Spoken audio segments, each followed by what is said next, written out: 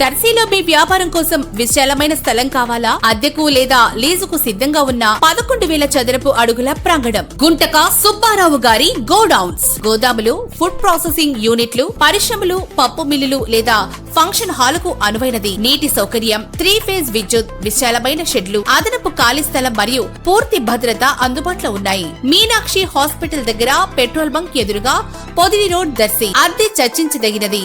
3 సంవత్సరాల లీజు సౌకర్యం కూడా అందుబాటులో ఉంది. వెంటనే సంప్రదించండి. సెల్ 9440939461.